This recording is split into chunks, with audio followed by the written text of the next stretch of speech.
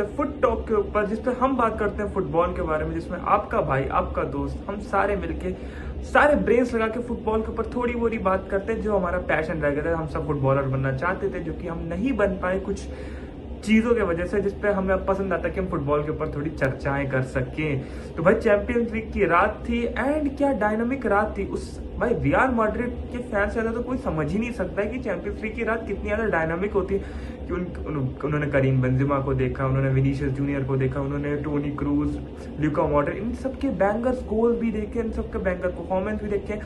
उसमें से हम कैसे भूल सकते हैं क्रिस्टियानो भैया का भी कितना बड़ा मेजर योगदान रहा है रियल मैड्रिड की हिस्ट्री में, जो कि हम मिटा नहीं सकते, कोई मिटा नहीं सकता। तो आ जाओ भाई, डाइव इन करते हैं, हम और आप मिलके फुटबॉल के ऊपर बात करते हैं। तो सबसे पहला जो टॉपिक होगा, जी हाँ, हम लोग बात करने वाले real Madrid versus man city के बाद। तो हमने देखा कि क्या कैसी परफॉर्मेंस रही रियल मैड्रिड की, एकदम बैंगर भाई, 10 on 10 बैडी जैसी परफॉर्मेंस थी रियल मैड्रिड की। बट भाई उससे पहले मैं बात करना चाहूंगा जिसपे हमने कितना डाउट करा जब जावी अलोंसो सैक हुआ था, जो कि नहीं होना चाहिए था, जो कि हुआ।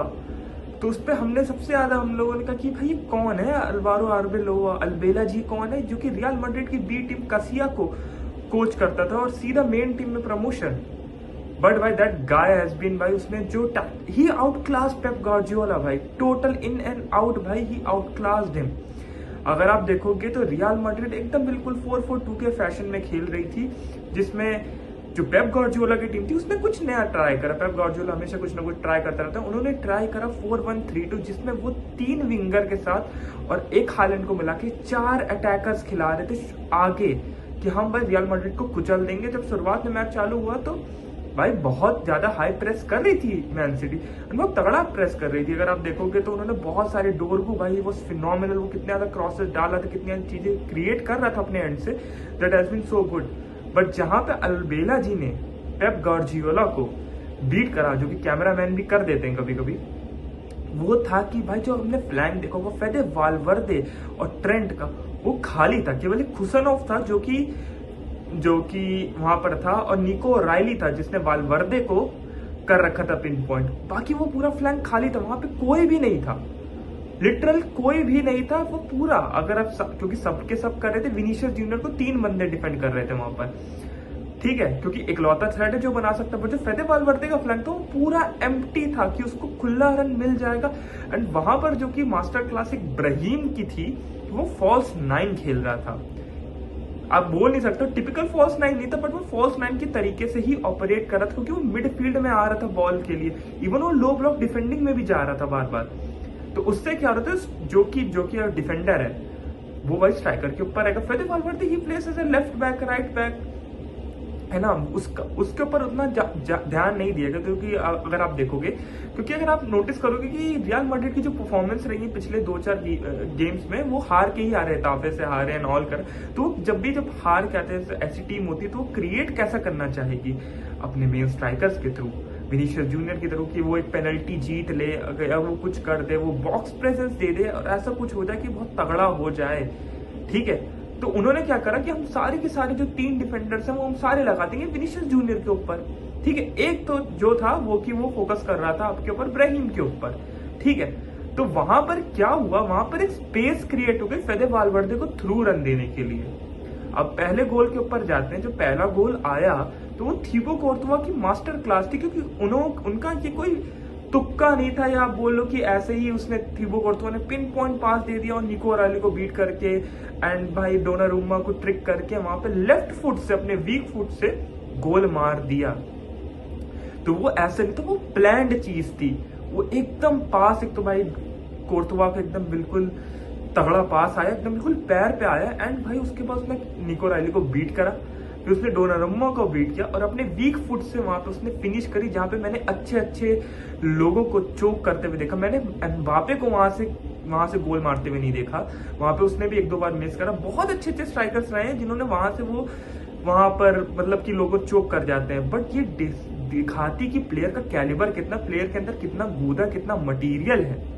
आप ये देखिए, अगर आप लोग बोलते हैं भाई वो तो केवल फ्री किक टेकर है, बस आएगा एक रॉकेट मारेगा और भाई गोल मार देगा, मारना होगा, वो दिहाड़ी लगाता है, ये उसकी कैलिबर दिखाता है, ये उसका दिखाता पोटेंशियल की that guy has immense potential, that finishing was आप ऐसे नहीं बोल सकते हो कि वो फिनिशिंग बहुत सस्ती थी। सस्ती तो कुछ भी नहीं है भाई, महंगाई का जमाना चल रहा है। इतना तगड़ा उसने गोल मारा और उसमें कुछ क्रिटिक्स आके बोलेंगे कि भाई ये हलवे में लग गया। भाई ऐसा नहीं होता। जब उसका सेकंड गोल देखोगे तो सेकंड गोल में विनीशियस जूनियर ड्रिबल कर रहा होता है, वहां से इब्राहिम का पता नहीं किसी का पास आता है विनीशियस को, और विनीशियस ड्रिबल पास कर रहा होता है। तो वहां पर सब पे एक ना एक बंदा है डिफेंडर, एक लौता प्लेयर था जिसपे कोई नहीं था, जो कि पीछे से आया एंड वहां पर पास मिलता है वहां पर आपके फेदे वालवर्दे को, and again that finish, again that top clinical finish, that clear finish, वो जाके भाई एकदम बिल्कुल बॉटम में जाके एकदम घुस जाता है कॉर्नर पे। ये फिनिश है भाई, दैट इज इनक्रेडिबल। अब चलते हैं थर्ड गोल के ऊपर, एक गोल पे जाएंगे। ये 3 गोल भाई, तीनों भाई बैलन डोर हो तो दे दो भाई, ऐसे गोल्स थे ये। बैलन डोर विनिंग गोल्स है वैसे बाय द वे, मैं आपको बता रहा हूँ। थियागो पितार्च के पास बॉल जाती है, थियागो पितार्च उसको वेस्ट नहीं करता। एक तो भाई क्या लौंडा है वो, 18 साल का। आर्बेलोवा की मैं एक चीज जिस पे मैं फोकस करना चाहूंगा कि बहुत कम रियल मैड्रिड के मैंने मैनेजर्स देखे जिन्होंने यंग प्लेयर्स को घुसेड़ा है। जावी ने ये काम नहीं करा था। थियागो पितार्च आता है, क्या परफॉर्मेंस देता है, हम उसके ऊपर भी बात करेंगे। तो थियागो पितार्च ने बॉल लूज नहीं करी, वहां पे ब्राहीम एक ऑप्शन अवेलेबल था, वहां पर ब्राहीम को पास देता। जैसे ही ब्राहीम पे पास आता है तो आप नोटिस करोगे फेदे वालवर्दे ब्राहीम के जस्ट पीछे, यहाँ पे अगर ब्राहीम है तो फेदे वालवर्दे यहाँ पर था। And the moment he sees कि ब्राहीम के पास कुछ ऑप्शन नहीं तो फेदे वालवर्दे वहां से एक रन देता है। अगेन कोई डिफेंडर नहीं उसके ऊपर, एक पास आता है, एक हल्की सी छोटा सा लॉफ्टेड सा पास आता है, एंड उसके बाद जो उसने पॉकेट में रखा है मार्क गेही को, उसके ऊपर से टपा करके एंड जो फिनिश दी अगेन क्लिनिकल। वहां पर अगर आप देखोगे यही होती है बॉक्स प्रेजेंस, जो कि अच्छे स्ट्राइकर्स नहीं दे पाते, अच्छे प्लेयर्स नहीं दे पाते। ये होती है दिहाड़ी लगाना, ये होती है मजदूरी लगाना। अगर मैं आपको हीट मैप है, आपके बगल में यहाँ कहीं हीट मैप आ जाएगा, दिस गाय ये ट्रेंड को हेल्प कर रहा है डिफेंडिंग में, अपने हाफ में भी जब से आता है, दूसरे अपोनेंट के हाफ में भी उतना आता है। ये होती है भाई, this is just by any team, he starts for any team would want a player like फेदे वालवर्दे। क्या मास्टर क्लास थी, क्या था भाई, बिल्कुल। एंड फिर विनीशियस जूनियर के ऊपर एक पेनल्टी आती जो उसने जीत लेता है। एंड डोनारुमा के ऊपर मैं बात करना चाहूंगी। डोनारुमा भाई ऐसे मोमेंट्स में मुझे 1-on-1 पोजीशन में वो हक देता है। पहले उसको लगा कि उसने हाथ इसलिए हमारा फेदे वालवर्दे में, उसको लगा कि वो आउटसाइड द बॉक्स है, फिर उसके बाद वो फिनिश हो जाता है। फिर दूसरे में उसने मारा तो पेनल्टी जीत ली भाई विनीशियस जूनियर ने। बहुत ही अजीब सी नॉन चैलेंज और गंदी पेनल्टी ली थी भाई, दैट वाज शिट। अगर वो वहां पे पेनल्टी स्कोर कर देता तो match would have been locked. वहां से मुझे नहीं लगता कि एतिहाद में भी जाकर के कोई कमबैक कर पाती सिटी, बट अभी 3-0 है, बट इट कैन बी, कुछ कर सकते हैं, but I don't think so it's gonna happen. This is भाई डन एंड डस्टेड, लॉक कर दिया है अमित जी 7 करोड़। ठीक है, फिर थियागो पितार्च के ऊपर बात करना चाहूंगा। कुछ 2-3 नए लौंडे लाया है अरवारो आर्बेलोआ, जो उनको 18 साल का है वो बंदा, वो आकर के तुम्हारे रियल मैड्रिड में खेला। उसने एक गलती करी थी जहां पे शायद कौन था, निको राइली था कि कोई तो था, या रेंडियर था, मुझे याद नहीं आ रहा वो प्लेयर। उसके पास मौका था, वो गोल मार सकता जहाँ पे थियागो पितार्च ने हक दिया था। एंड वहां पर भी कोर्तोवा का भाई जेनरेशनल सेव आगे पैर लगा दिया, बॉल ऊपर से निकल गई। तो मुझे एक चीज बताओ भाई, जिसने भी पहले बात तो थीबो कोर्तोवा की साइनिंग करी है रियल मैड्रिड, उसके तो बाहर एक स्टैचू होना चाहिए भाई। सही बता रहा हूँ कि उस बंदे ने जितना बचाया मैड्रिड को, ना मैड्रिड तो हलाल हो चुकी होती भाई। एंड उसी के ऊपर हम जाते हैं, हम हमारे नेक्स्ट टीम के ऊपर बात करते हैं, जो कि होने वाला है PSG वर्सेस चेल्सी। हम आ ही चुके हैं PSG वर्सेस चेल्सी में। तो भाई अगर मैं जो सोच रहा था, जब मैंने सोचा कि ये ड्रॉ का रिजल्ट क्या आएगा, तो PSG वॉज नॉट गुड भाई, they weren't by that good. अगर उनकी लीग में भी देखोगे तो वो अच्छा नहीं कर रहे थे, उनकी रिसेंट परफॉर्मेंसेस बड़ी गंदी थी। बट जब घुसते हैं तो चेल्सी वर फेवरेट्स। PSG के स्टेडियम पे मैच था, अच्छा खासा मैच चल रहा था। 75th या 77th मिनट तक तो भाई 2-2 था, 3-2 हो गया था। तो भाई PSG भाई अगला भाई स्टैमफोर्ड ब्रिज में लेके जाओ, अपने घर में जाओ, पेल दोगे एक गोल, शायद वो जीत भी जाते स्टैमफोर्ड ब्रिज में, बट उन्होंने ऐसा नहीं करा। लियाम रोजेनियर की बुद्धि में आया भूला है ना, वो भूला। तो उसने कहा कि भाई हम अटैक करेंगे, we gonna win this situation, from here we gonna win it, जो कि एक अच्छा माइंडसेट भी है। बट गिवन द टीम जो अभी चेल्सी की है वो इतनी अच्छी है नहीं, क्योंकि भाई कोल पार्मर भी आए इंजरी से, वो इंजरी के बाद से वो हैजंट बीन गुड भाई। फिर उसके बाद उनके जितने भी हैं, पेड्रो नेटो हो गए, मतलब वो दिहाड़ी मारता है, बट वो ना क्लिक नहीं आ रहा है। वो एंजो भी एंजो ने तो शायद गोलकीपर को फुटबॉल ही फेंक के मार दी थी, पता नहीं क्या, मतलब कुछ टीम के अंदर ना यूनिटी नहीं है। जब मैं देखता था चेल्सी को, तो मैं जब 8th 9th में था तो भाई मैं देखता था भाई हजार्ड को भाई, एंड मेरे लिए सॉफ्ट कॉर्नर है चेल्सी के लिए, क्योंकि हजार्ड जब आया था ना तो मैं देखा क्या फ्लैशी फ्लैम्बॉयंट प्लेयर है भाई, ड्रिबल पास करके सबको गोल मार रहा है। तब उस समय नेमार भी था, उस एरा में नेमार मेसी और रोनाल्डो के एरा में हजार्ड ने मेरे दिल के अंदर एक जगह बनाई थी जो कि इररिप्लेसेबल है। तो मैं उस चेल्सी को जानता हूँ, जब से उनकी जो ओनरशिप चेंज हुई तब से वो हग ही रहे हैं, पता नहीं क्या कर रहे हैं। अभी एंजो मैरेस्का सैक कर दिया, जो कि एक अच्छा था, इकलौता मैनेजर था जो कि बार्सिलोना को पेल के आ रहा था। अब लियाम रोजिनेर में आप देख ही रहे हो कि कैसे चीजें चल रही है, क्लिक नहीं हो रहा, आप समझ रहे हो। एंड वो फिर वो फुल ऑन अटैक पे जाते हैं, वो करते हैं, उसके बाद क्वारा डोना क्वारा स्केलिया आता है, एंड उसके बाद सारी चीजें चेंज हो जाती है। 1 असिस्ट 2 गोल मार के मैच डन एंड डस्टेड कर दिया, 5-2 की विन लेके अपने अपने घर सब चले गए। तो भाई अगर आप देखोगे चेल्सी से मुझे उम्मीद थी कि दे वुड डू गुड, इकलौती टीम लग रही थी 75-77 मिनट पे जो कि अच्छा कर सकती है, जो कि प्रीमियर लीग की इज्जत बता सकती है। बट भाई प्रीमियर लीग में वही दिक्कत है ना कि वो सेट पीसेस और उन चीजों पे ज्यादा डिपेंड करते हैं, तो उनका बेड़ा गर्क ही होता है। अब मुझे बोलना पड़ रहा है कि प्रीमियर लीग की इज्जत न्यूकासल ने बचाई है।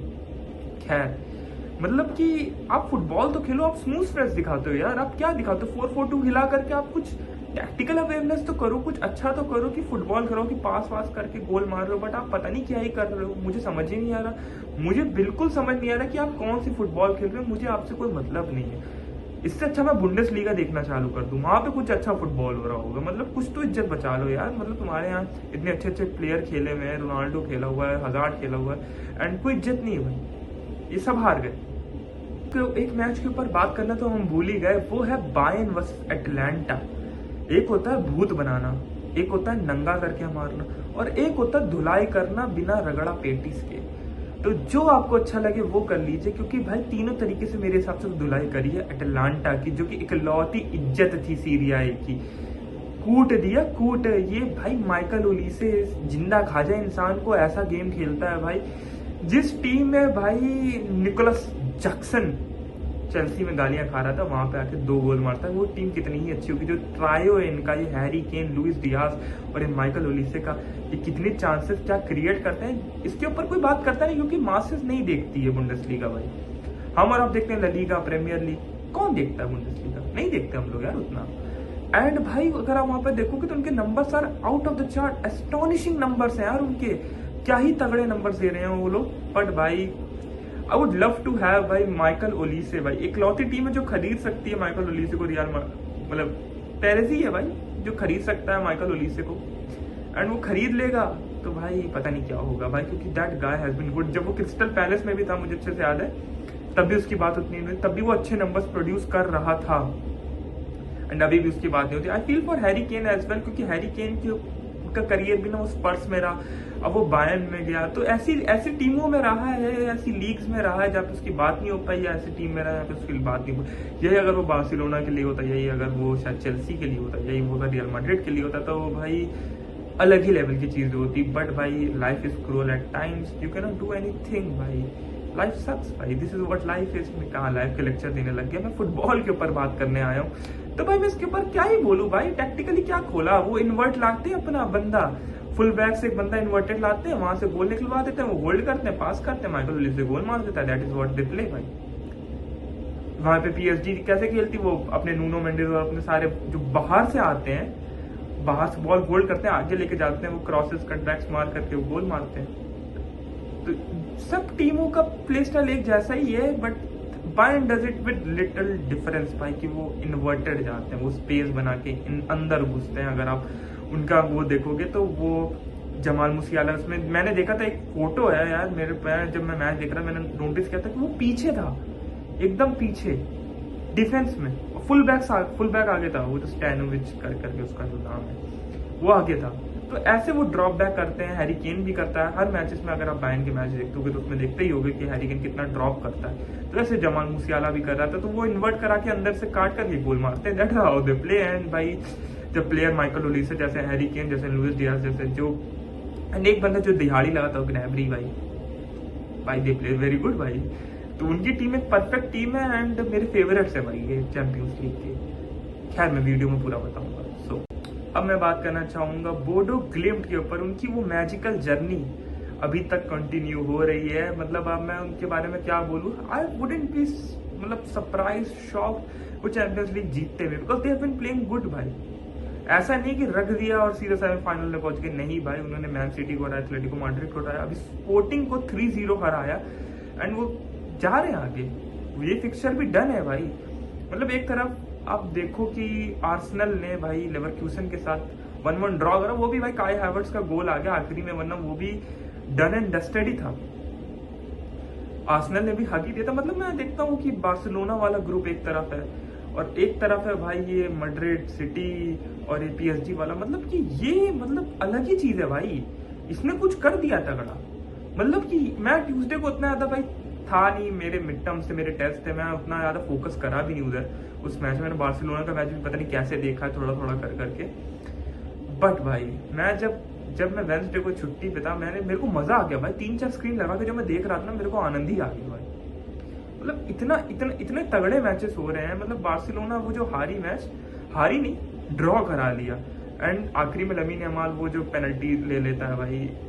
अच्छा हुआ भाई 1-1 ड्रॉ पे जा रहे हैं। अगला मैच होगा कैंप नू के अंदर भाई, वहां पे मैं सोचता हूँ कि अच्छा परफॉर्मेंस आना चाहिए।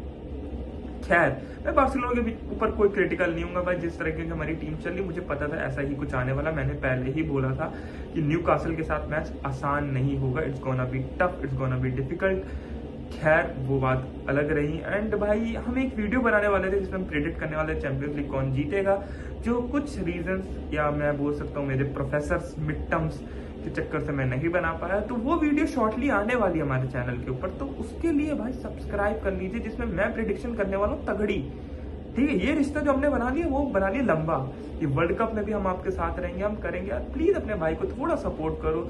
थोड़ी दिक्कतें हैं, मूविंग भी करना होता है, घर चेंज करने होते हैं, चीजें होती हैं, बट आपका भाई आपके साथ रहेगा। हम वीडियोस लाते रहेंगे, जितना हो सके हम कर सकेंगे।